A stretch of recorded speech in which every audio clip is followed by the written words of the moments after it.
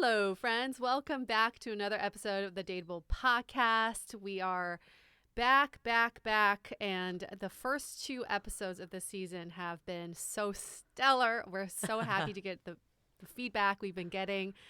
Some of you have said they've been eye-opening, life-changing, super insightful. So we're going to keep it rolling. We are, but I'm glad this week we are keeping it rolling in the sense of eye-opening and life-changing, but it's a little lighter. I feel like we got a little lighter tone. We have Will, who's going to be taking us through meeting his current wife on a solo trip, solo travel. And we did a poll in the Facebook group of the topics that people wanted the most this season, and the number one topic was how to meet people in real life. I feel like we are just starving to meet people in real life after this pandemic. Starving is an understatement. It's the on one side wanting to connect with humans, and on the other side forgetting how to communicate and connect with humans. I'm definitely struggling with the latter. I went to something over the weekend, and I was in a crowd, and Julie, I almost ran out of there. I didn't know what to do. I didn't know if I was supposed to like say hi and make eye contact with people. I really felt out of my element. Yeah, I went to a concert recently. Oh my indoors, gosh. and it was a lot of people at once. There were also a lot of teenagers. You apparently get an X on your hand if you're under 21, and they started moshing. Oh my gosh. 90s grunge is back for teens. Okay, have you watched Euphoria at all, Julie? I have not. Okay. I've heard of it. All right. So if anybody who watches Euphoria, you probably walk away thinking, oh, teenagers are like that. And then you look at the actual teenagers in real life, and they're all like pimply face, little dorky dipshits. You're like, oh, okay. Teenagers aren't actually like what they portray on TV, because on Euphoria, they're probably like 30, trying to play 16-year-olds. I forget that. I felt old as fuck, that's for sure. But it was good because music is important to my partner. So I was being a good girlfriend and going to this concert. What was the concert? I don't even know. That's how much you care. That's love. I do. I forget their names. That's like when I go to basketball games with my partner. I'm like, who's playing? I don't care. Okay, in my defense, he bought a ticket to this music festival, and a lot of the people were unknowns. So it wasn't even like he went wanting to see these people per se. Oh, I see. Okay. But he probably likes the undiscovered, underground, independent artist. Yeah, and I just know Rihanna kind of thing. Yes. Okay. I get you, girl. I get you. But it's been a really, I hear, is he like at a concert right now? It's okay. He's on a work call, but I'll just edit it out because it won't be on my track anyways. Okay. So just keep talking. Okay. I don't even know what I was talking about. I'm like, something about Rihanna. Then I don't know.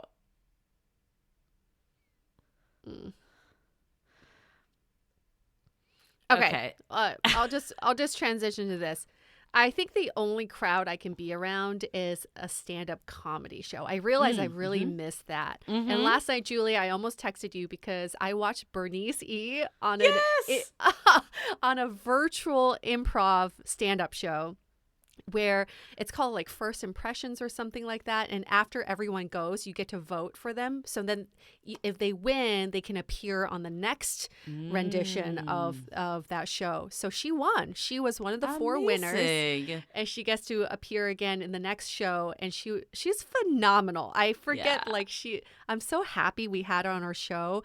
We've also had people write in and say, thank you for introducing us to Bernice. She's so funny and just so insightful and just very likable person. Totally. So I would watch her in person.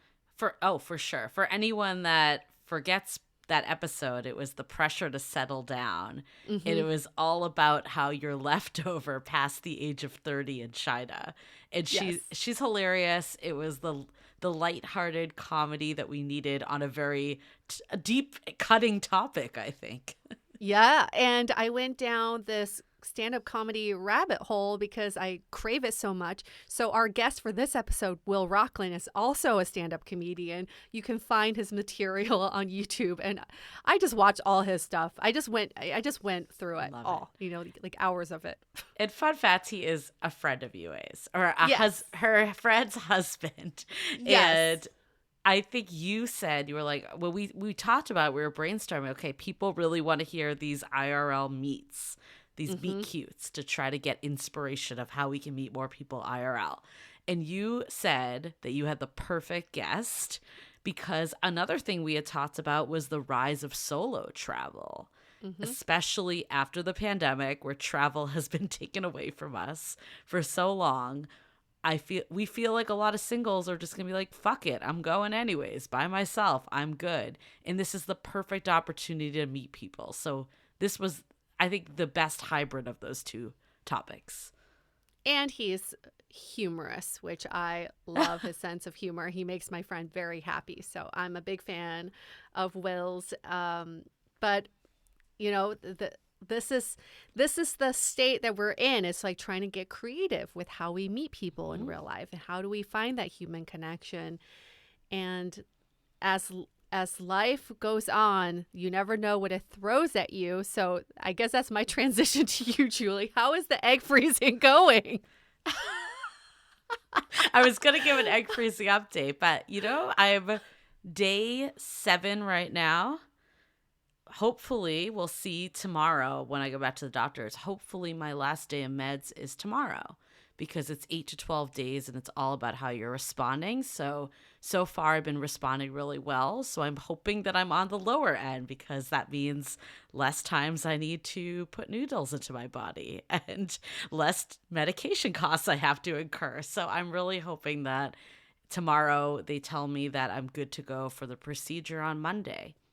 So this is something I didn't know before. You pay by the day for the medication. So the longer you have to be with this process, the more you have to pay. So you're hoping for shorter days in this process. And that's what you mean by the lower end. Yes. Thank you for clarifying. Yeah, I ordered 8 days of meds instead of 12 with the hope that there's ways that you can get the additional days if you need them. So the hope was that I wouldn't need them. So yeah, things are going well. I had one day that I felt really low, Sunday of last week, and I definitely was pretty hypersensitive to some things my partner said. I think all the stress of just a lot that's been going on in our world came to a toll for me. So I believe it was the hormones kicking in. I don't know for sure, but it probably was. But outside of that, honestly, I haven't felt that bad. There's been some days I've been extremely lovey-dovey, and maybe it's the hormones kicking in a positive way. But the shots really haven't been bad. I hate saying this, but I feel like I don't know if I could have done it myself. Maybe I could have. Maybe I would have risen to the occasion. But I think having my partner's support, it has brought me closer to him. And you have to do it in your belly, which is the area of my body that I think I'm the most self-conscious about. So I'm like, there's something extremely vulnerable about grabbing your belly fat and being like, put a shot in it. So it definitely has taken things to a different level. That's for sure. Yeah, definitely another level. Are there things that you can't do while you're going through the shots? Like, can you have sex? No, you cannot have sex. We wanted to ask about other stuff, but honestly, I was a little embarrassed to ask. What base can you go to? I know, I couldn't bring myself to ask. And then I thought about doing it for research for this podcast, like priming it that way. But I still couldn't bring myself to ask. So at this point, I think just abstaining. But also heavy exercise, yoga and Pilates specifically, because you're twisting a lot. Oh, Even running and biking is on the edge. They said you could do it, but you need to be careful. So I've just been laying low. I don't know, a week as an excuse not to hold myself accountable for exercising that bad. And then also no drinking, I'm guessing. You're not supposed to drink. You can do 1 drink a day, like a glass of wine. But I've just been abstaining from alcohol because I just don't want to risk it. One of my friends definitely drank during it, and she said that she had stomach cramps so bad that she had to go on meds for cancer patients. So what? Yeah, and she doesn't know if it's from the drinking, but I didn't want to risk it. So shit. Yeah, I actually stopped drinking even like a week before this whole thing to just be really careful. But yeah, all is well. That's the update. We'll keep you posted next week, and then hopefully I'll be done with this whole thing. Fingers crossed. I think it's kind of funny that you were embarrassed to ask about the sex questions. Why is that, Julie? I don't know. I mean, you're a grown-ass woman. I know. Well, we did ask about, they did bring up sex, and we did ask about that, but yeah. I was definitely embarrassed. You're like, I don't know. Can we do a little fingering? I know. That's what I wanted to ask, but I just couldn't bring myself to do it. So if anyone knows the answer, write in. Please tell us. Maybe I'll grow some. Maybe I'll have. I don't know. Grow some bigger vaginas? Yeah, I was like, what was I gonna say? I was like, I don't like using grow some balls. I hate that. It's just a gross term. But grow a bigger clit and ask the right questions. I mean, aren't I doing that? But anyways, yeah, that's the update. I wanted to ask you, Yue, going kind of back to our topic. I was curious, like, have you ever met someone on a solo trip? Or on a trip in general, like someone romantic? Oh, yeah. Oh, yeah. Okay. I had a whole relationship with someone in the UK. I do remember that. I actually do remember that. And then you got back and you're like, no. No. So it was just so wild. I went to the UK for work and I was filming a show over there. And I went on Tinder just for funsies. And I'm really into John Cusack. For anybody who doesn't know, John Cusack, I would leave my partner in a heartbeat for John Cusack. It's just, it's a known fact, okay? He knows, I know, the whole world knows now. And I met a guy on Tinder named Jim Cusick. And I'm like, close enough. James Cusick, but he went by Jim. And I was there for 3 days. We had a 3-day romance. We did the whole thing. Like, we went on dates and we had a sleepover. He met my coworkers. And then I had to go away. I had to go to another part of Europe for a few days. And I came back to London. And the whole plan was when I come back to London, we would meet up again because there was something so special. And I think as soon as I left, I already knew that this was not going to be anything special. But he was willing. He was like willing to move to the US or willing to have me move there. We had this fantasy romance that was really wonderful in the moment of the place and time that it happened, but definitely was not a reality once I left. Was that the only time that happened, or did you have other times? I think that was the only time that it was like a very substantial romance. And that was the closest I'll ever get to John Cusack. You never know. John Cusack could be listening right this minute. Ready to go. I'm ready for you, John. I'm so ready for you. You know, I've actually never had a vacation romance before, ever. Not even a hookup, nothing. And I think it's because I'm way too logical with some of this stuff. I think I know what it is. I viewed it as a waste of time. I was kind of like, well, the odds of this turning into anything is slim to none. So if I'm going on vacation, I want to experience the trip that I'm doing and the experience and be with the people I came with. I think I compartmentalized a lot.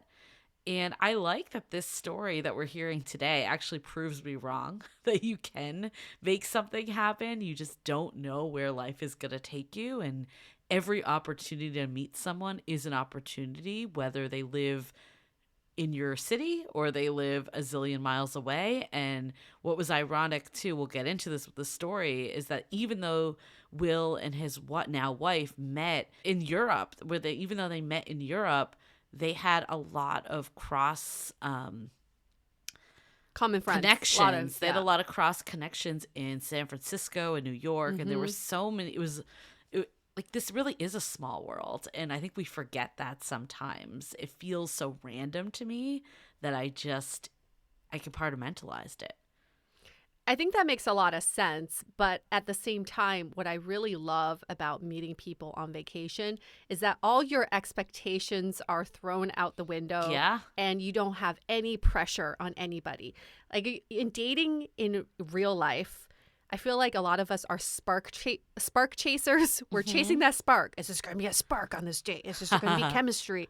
But when you're on vacation, you don't give a fuck. You're like, I just want to meet someone who's local, have a good time. And I feel like that organic chemistry can happen a lot easier in those situations. But I agree, logistically, it's not as viable. But we've seen it happen, and it could always happen. Yeah, I think just keeping an open mind and doing what's right for you. And if you're on my boat, maybe after you listen to this, you'll have a different perspective. And that's what Dateable's all about.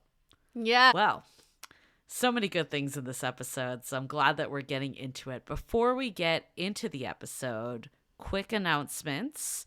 We mentioned last week that we have Love in the Time of Corona public group, and then the Sounding Board, which is our premium membership group, that every week we have these weekly sound offs where people of the community can connect with one another. We had a really great office hours last night that UA and I went, or we had a really good office hours a couple days ago, or let me say again.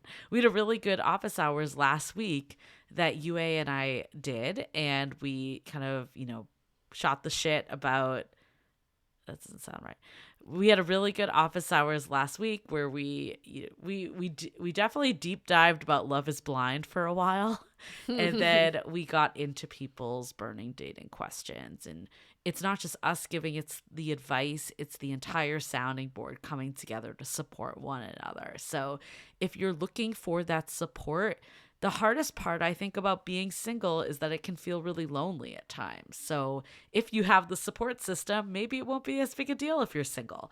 So if you're interested in that, join by going to dateablepodcast.com/sounding board. We put a PSA last week that if you've requested access through the Facebook group, it's not that we're rejecting you because we don't want you in there. You just need to sign up first. So that's the biggest announcement this week.